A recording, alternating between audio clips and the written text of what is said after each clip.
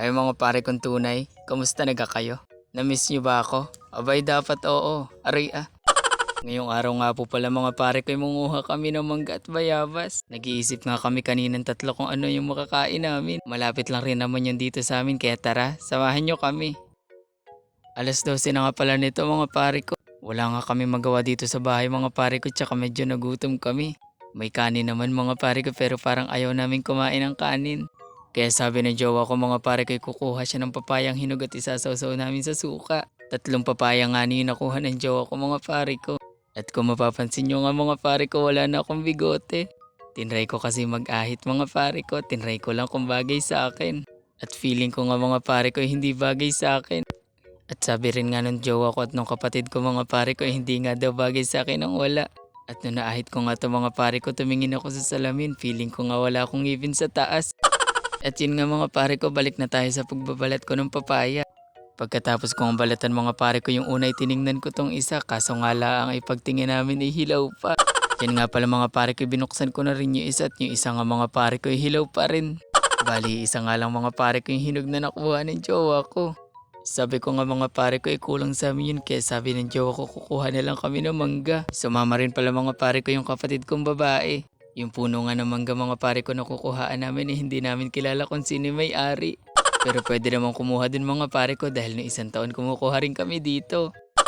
At grabe talaga mga pare ko si Haring Araw ayaw magpaawat. Aray ah. Grabe naman talaga yung init ngayon mga pare ko. Tipon sa maghapon nakakadalawang ligo kami, hindi lang dalawa nakakatatlo pa minsan. Kaya dapat talaga mga pare ko lagi tayong umiinom ng tubig lalo na sa panahon ngayon talaga naman sobrang init. Kaya kayo dyan mga pare ko uminom lagi kayo ng tubig, wag puro alak. Aray ah. Ang i-shot puno nyo nga mga pare ko ay 1 basong tubig. Wag laging shot puno ng gin. Aray ah. At yun nga mga pare ko nandito na kami.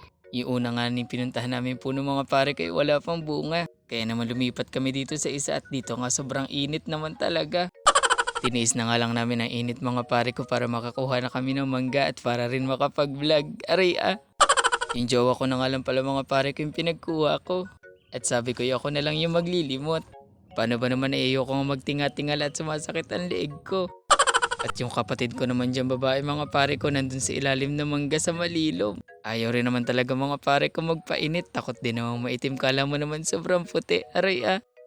Tatatlo pa rin nga kami dito sa bahay mga pare ko. At yung dalawa kong kapatid hindi pa umuwi. Chinat ko nga mga pare ko kung kailan sila uuwi. Sabi ngayon daw pero hindi pa dumadating. Pero siguro nga mga pare ko mamaya pa yung gabi para walang pulis. Paano ba naman magmamotor nga lang sila ng pinsan ko at baka nga naman mahuli pa ng pulis.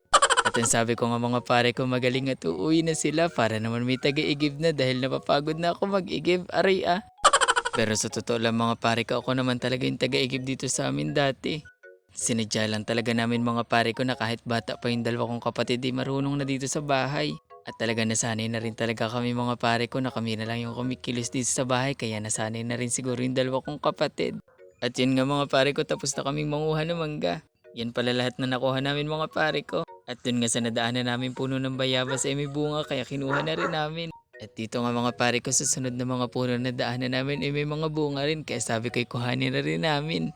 Sayang rin kasi mga pare ko nabubulok lang dahil sa init kaya sabi ko kuhain na namin. Sobrang tuwa ko nga dyan mga pare ko paano ba naman sobrang daming bunga.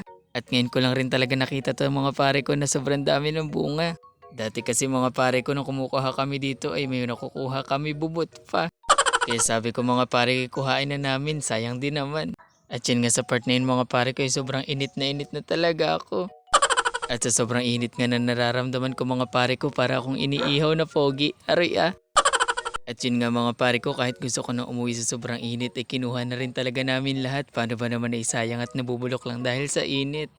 At ito nga mga pare ko yung mga nakuha namin. Hindi ko rin talaga natiis itong 1 puno mga pare ko. Kumuha pa rin kami. Ang sarap rin kasing mamitas mga pare ko kapag lalo na't marami yung bunga. At kung nakikita nyo nga lang dyan mga pare ko yung itsura ng nag-video sa akin ay matatawa kayo. Paano ba naman hindi na maipinta yung itsura? Paano ba naman ay sa sobrang init? At yun nga mga pare ko sabi ko tama na. Paano ba naman para na nga kami tinutusta sa sobrang init? Kaya ayan at sabi ko umuwi na rin kami. Dito na rin pala kami dadaan mga pare ko sa kabilang side. Dito kasi mas malapit. Sobrang nangingitim na rin talaga ako mga pare ko pero sabi ko ayos lang basta pogi. Ari ah. Pero hindi pa rin talaga ako makamove on sa bigote ko mga pare ko.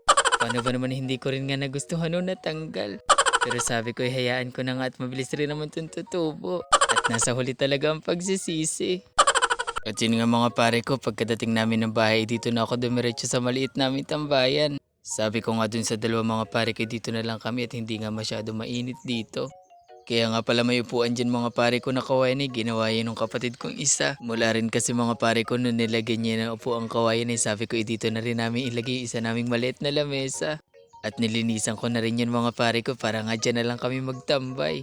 At yun nga mga pare ko, pinakuha ko dyan ng kapatid ko na isang tabon tubig pero ang dinala ko'y kalahating timba na para nga naman hindi na ako pabalik-balik. Paano ba naman ay sobrang init nga magpabalik-balik mga pare ko kaya naman kalahating timba na hindi dinala ko. At ari na nga pala lahat mga pare ko ng mga nakuha namin. Sinama na rin nga pala dyan namin mga pare ko yung papayang binalatan ko kanina. Sayang nga ni at kakaunti yun mga pare ko, paano ba naman ay yun talaga yung paborito ko. Pero sabi ko ayos lang yun mga pare ko basta ako lang kakain ng apat na yun ari ah. Yun naman talaga mga pare ko yung kinikrave ko ngayon at halos araw-araw nga parang kinikrave ko yun. Sobrang paborito ko talaga mga pare ko yung papayang hinog tapos isasawsaw sa maanghang na suka. At pag mangga nga mga pare ko hindi naman ako masyado mahilig nito. At yun nga sa part na yun mga pare ko yung sinisecure ko na yung papayang hinog. Paano ba naman baka nga maagawan pa ako nitong dalawa. Pero sinabi ko na nga sa kanila mga pare ko na akin na lang yun. Ipalamang na nila sa akin. Aray anong damot. At naisip na rin namin mga pare ko na itakid yung duyan dito. Kaya sabi ko mga pare ko kukuhain ko muna din sa isang bahay. Dinala kasi dito mga pare ko ng dalawang kong kapatid dahil dito nga sila tumambay at medyo malamig dito. At sabi ko nga dun sa dalawa kanina parang magandang ilagay ito yung duyan kaya sabi ko ito'y kukuhain ko. At sa part ngayon mga pare ko hirap na hirap ako sa pagkuha. Paano ba naman sobrang higpit nga ng pagkakatali. At nung nakuha ko nga mga pare ko ay napasabi na lang ako ng ay heaven ari ah. At nung natapos ko nga kuhain mga pare ko ay pauwi na ako diyan na nga kayo. Joke lang. At syempre mga pare ko hindi ko kayo pwedeng iwanan kaya yan at binalikan kayo naman swerte nyo naman ari ah. At yun nga mga pare ko sabi ko itatakid ko na rin ngayon para maupaan na rin at magamit namin ngayon. Pero sa part ngayon mga pare ko iniisip ko pa kung aabot dun yung tali. Pero sabi ko itatry ko nga kung aabot dun. Pinag-iisipan ko pa rin kung saan ko itatali mga pare ko. Doon nga sa mas matibay kasi tibay ng relasyon namin. Ari ah. Yan nga sa part na yun mga pare ko yung nagsisimula ng kumain yung kapatid kong babae. Sabi ko nga sa kanya dyan mga pare ko okay lang na umuna siya basta wag niya lang kakainin yung papaya ko. Ari ah. At doon na itakid ko na nga dito sa isang puno mga pare ko dito ko naman itatakid sa next na puno. Puno nga pala ng niyog yung malapit na katapat kaya dito ko na lang itatakid. Kaso nga ni mga pare ko parang hindi nga ni kasya pag pinulupot sa katawan ng niyog. Kaya dito ko na lang tinali mga pare ko sa wire na nakapulupot. Matibay naman to, bahala na. Aray ah. At itatry ko nga muna mga pare ko kung talagang sakto lang yung pagkakatakid ko. Kasi baka mamaya mga pare ko parang sobrang taas pero pag upo namin lapat na sa lupa. Nagtatawanan nga kami dyan mga pare ko paano ba naman dun nga sa tapat ng puwet na pag upo mo sa duyan ay may tuod sa ilalim. Kaya nga ni sabi ko malikot umupo dito at pag nalagot yung tali ng duyan ay talaga naman sakto yung pawitan dun sa may tuod. Para sa akin nga mga pare ko tama na yung taas ng duyan at baba nito. Kaya sabi ko ayos na yan. Tatagtagin ko rin pala mga pare ko yan tuod na yan. Paano ba naman delikado nga yan kapag nakahiga ka at bigla nalagot yung duyan. Talaga naman bali ang spinal cord mo aray ah. Kulang nga niyang upuan mga pare ko kaya sabi ko yung lamesa ilipat namin dito sa harap ng duyan para makaupo ako. At yun nga mga pare ko sa dami ng ginawa isawa kasi makakakain na rin. At ang una ko talagang kinain mga pare ko ay yung aking papaya. At yun nga yung jowa ko mga pare ko sabi ko siya na yung magbalat ng mangga. Paano ba naman pag ako ang nagbalat niyan mga pare ko ay ilang oras na hindi pa rin ako tapos. Yung ganyang way kasi ng pagbabalat niya mga pare ko hindi ako maalam. Sobrang humahanga nga pala ako mga pare ko kapag may mga taong ganyan yung way ng pagbabalat ng mangga. Paano ba naman nakukitan nga ako kapag yung balat ng mangga sobrang hahaba. Pag ako kasi nagbalat mga pare ko putol-putol yung balat kaya pinapag-aralan ko talaga magbalat ng ganun. At yun nga mga pare ko tumayo na ako dyan ng pagkain ng papaya. Paano ba naman baka nga agawan pa ako nitong dalawa aray ang damot. Medyo nalungkot nga ako dyan mga pare ko nung kinain ng kapatid kong babae yung isang papaya. Joke lang. At yung kapatid kong babae mga pare ko itatry niya nga daw isawsaw yung bayabas dun sa suka. Hindi niya nga nagustuhan mga pare ko kaya dito na lang niya sa asin sinawsaw. At yung natapos nga ako mga pare ko sabi ko papatukain ko muna itong kalapati ng kapatid ko. Bigla ko nga naalala mga pare ko na hinabilin nga pala sa akin to ng dalawang kapatid ko. At 3 araw na nga sila mga pare ko sa Socorro tapos ngayon ko lang ito mapapakain.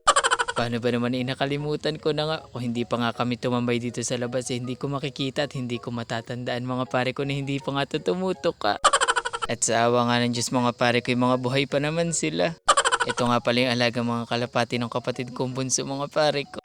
Yung kapatid ko talagang bunso mga pare ko sobrang hilig talaga nun sa mga hayop. Kaya naman favorite rin talaga ako nun, joke lang.